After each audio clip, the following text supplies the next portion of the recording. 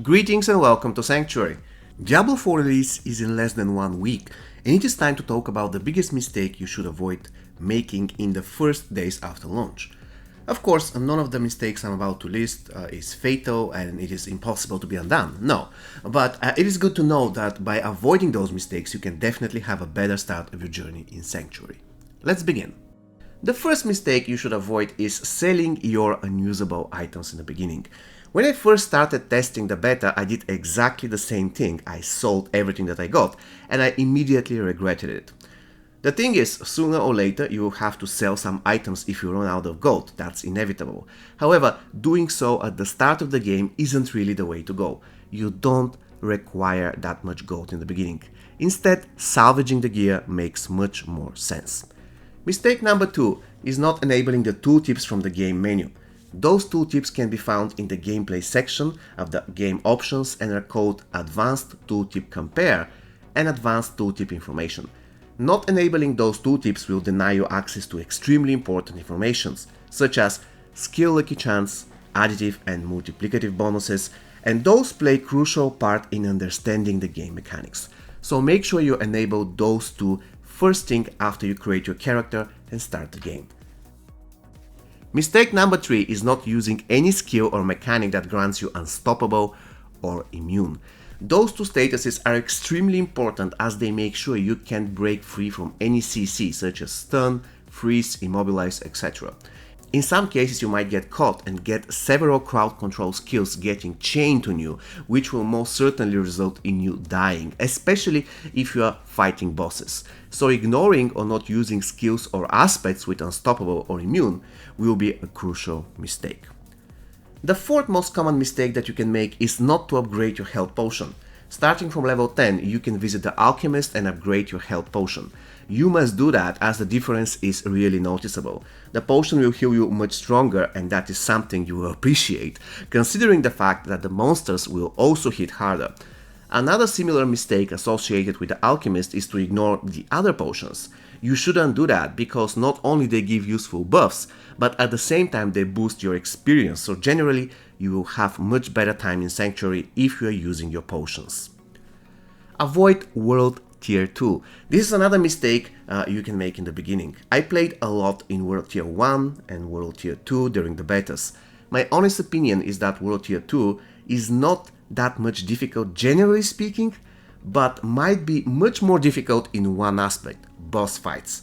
So in a way, if you want to clear the campaign as fast as possible and get to World Tier 3, there is no point in wasting time fighting stronger enemies in World Tier 2. Instead, try to have a more casual time in your first hours in the game and choose World Tier 1. And this brings me to mistake number 6, going hardcore mode. For some of you who don't know what hardcore is, it is simple. If you die once, that's it. You must start over with a new character. I wouldn't recommend to anyone going hardcore in the first days after launch as we don't know tons of things in the game and we will learn on the go. Imagine dying at level 52 to a boss whose mechanics you don't know and then you have to start over.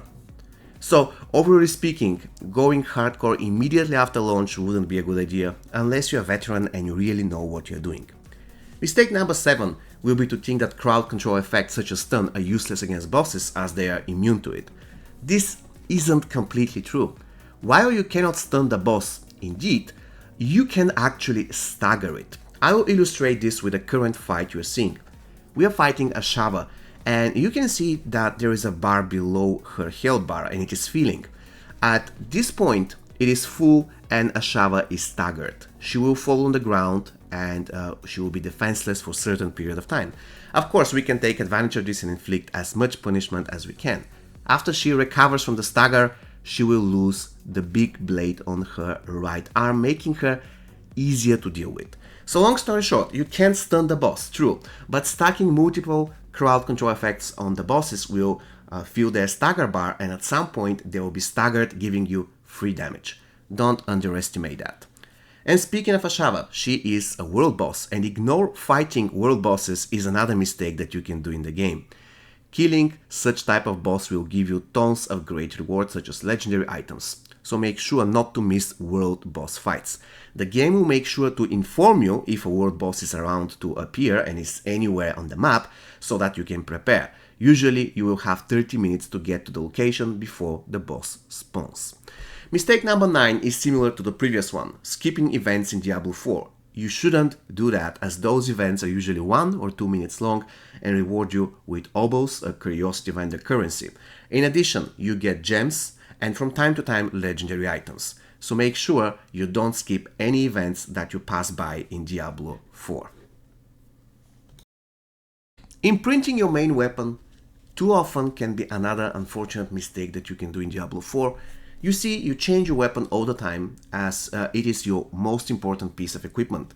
For instance, all your skill damage relies on the damage of your weapon. So you want to equip the best possible weapon all the time as you need this extra damage.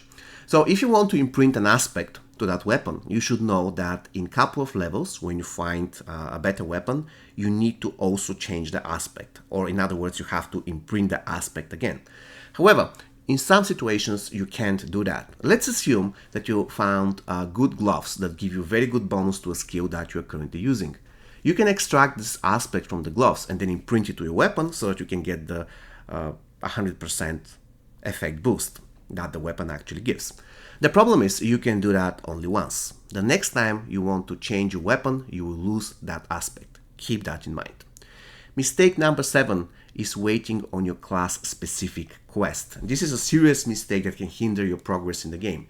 In majority of cases, the quest unlocks at level 15 and you must do it as soon as possible. This will make your character much stronger and make your overall experience in the game much better. So long story short, don't sleep on your character specialization quest. Do it as soon as possible. And mistake number 12 is not paying attention to the renown system.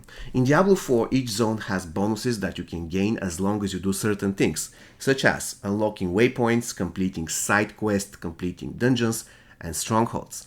Each of these give you points to renown. Once you get specific renown points amount, you will get the very good bonuses such as experience, skill points, and paragon points, which are really important for your character development.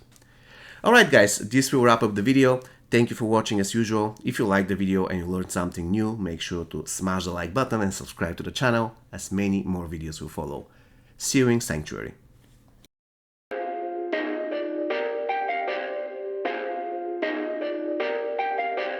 Perfect.